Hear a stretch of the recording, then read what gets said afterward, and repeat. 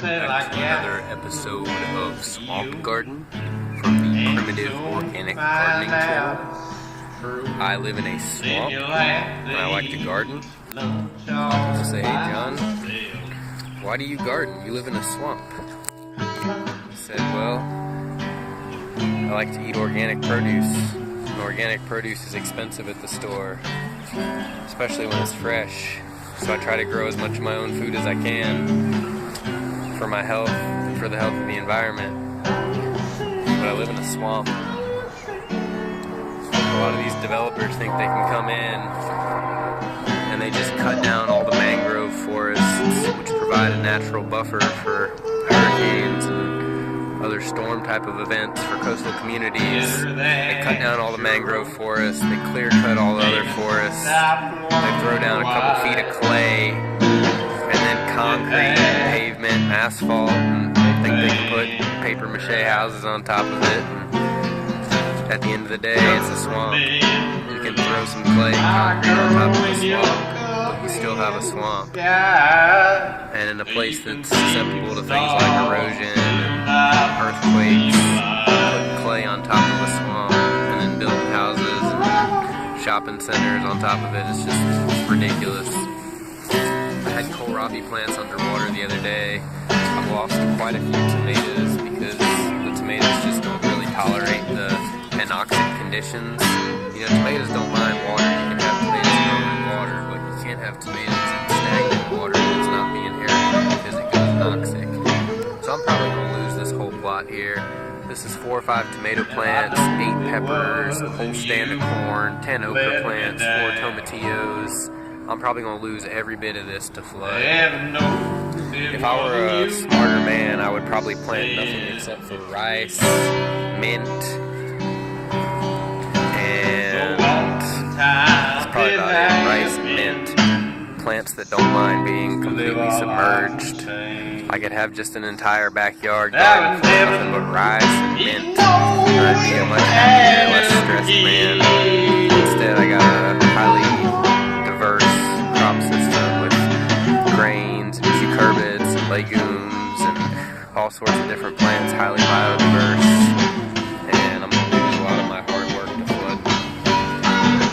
But part of the reason I do this is to select for plants that will tolerate things like flood stress, heat stress, and drought stress, because climate change is going to seriously negatively impact agriculture. Climate change is not just a steadily warming climate, it's a climate that is going to be characterized by weather events that are highly unpredictable. It is floods, it is droughts, it is increased types of severe weather events, unpredictable weather events. If things were just going to get steadily hotter, that wouldn't be a big deal. We would just plant more okra and more peppers and more eggplant, and we would selectively breed for heat-tolerant crops. But climate change is not simply an increase in temperature. It's a whole host of unpredictable weather events. Specifically in my area, it's going to be getting hotter and wetter with more severe storms, probably drier winters, drier springs, wetter, hotter summers.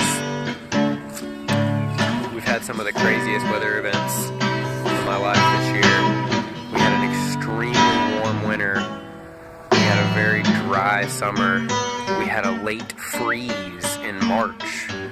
Some years, sometimes we go 3 or 4 years without a freeze. And if we do get freezes, they're in January. This year we had a mid-March freeze after an extremely warm winter. It devastated a lot of different fruit crops that had opened their flowers early. So part of the reason that I have a garden in the swamp is because I'm interested in survival gardening, and a swamp is a great place to select for plants that are going to be able to tolerate the effects of climate change. Swamps are hot and wet, and there's a large amount of different insect and disease pressures. There are so many different insects and diseases that thrive in warm, wet conditions. So if you can train yourself and adapt your crops to grow in swamp type of environments, you're going to be better prepared for climate change than a lot of other people. Yes, I've definitely lost quite a few plants this year to things like root rot from sitting in water. You know, there's just water everywhere. Like I said, if I were a smarter man, I'd plant nothing but mint and rice. But it's hard to live off of mint and rice. Even if you hunt and fish regularly, you're going to get bored of eating nothing but mint and rice. But for my particular environment, things like mint and rice do really well. And things like watermelon and squash and pumpkin and cucumbers, those just absolutely fail. Sunflowers, I have a terrible time growing watermelon, cucumbers, sunflowers, other cucurbits, peppers, eggplant, all of your hot, drought-tolerant crops. I like to grow, a lot of these crops because they tolerate high temperatures. Tomatillos and peppers and eggplant, they tolerate very high temperatures, but at the same time, they don't enjoy wet, humid conditions. I live in a swamp. So long story short, this is just going to be a quick episode. I was going to do a garden tour for the Primitive Organic Garden channel. I thought about starting a separate channel called Swamp Garden. I think it'd be really cool to have a swamp garden channel. But at this current moment in time, I was planning on doing a update for the Primitive Organic Garden channel, and I was going to do that yesterday. We had beautiful weather yesterday. We had a whole week of rain last week. We probably got 4.5 inches of rain in 4 days. And Friday and Saturday were our first 2 sunny days after the rain. And everything in the garden was blooming. And I was like, we've had 4 days of rain and now it's sunny. I really ought to do a garden update. I can show them, my new jalapeno pepper, my new chocolate habanero pepper, and my cilantro was just about to go to seed and it was all ready, and I didn't harvest the seed in time, and now it's going to get moldy. But I got a bunch of tomatoes that are doing good, and I did a bunch of garden work last week and cut all the grass down. Here's my new chocolate habanero pepper. I was so excited to show you all the garden yesterday when it was all beautiful and warm and sunny, and I didn't get a chance to do it because I got busy with work stuff, and I planned on doing it early this morning and slept in too late. I slept till 6:30 this morning, and I thought about doing it when I first got home and had a bunch of other stuff to do. And so long story short, it's 8 o'clock at night, a day after it rained, and I wanted to show you all the beautiful garden yesterday when everything was blooming, and now there's nothing but standing water everywhere. And a lot of stuff's going to rot because of all the standing water. I've been losing squash plants. Lost probably 3 or 4 squashes last week, lost 2 cucumbers last week. The corn seems to be doing alright. Most of the tomatoes are okay. My collards don't mind the swamp.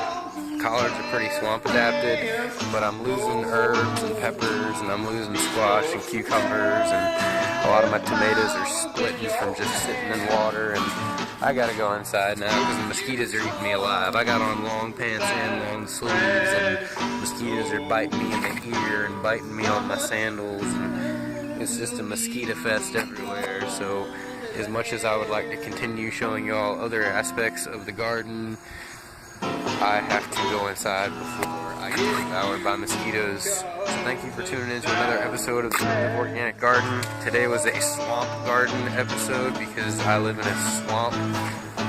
But swamps are very nutrient rich and you never have to water. There was one year that I had a garden for 365 days and I used city tap water for 14 out of the 365 days. That's one of my better accomplishments. Put it on my resume. We all have a good evening. Stay tuned next week for a better episode of Primitive Organic Garden after the sun comes out and hopefully dries up some of this mess.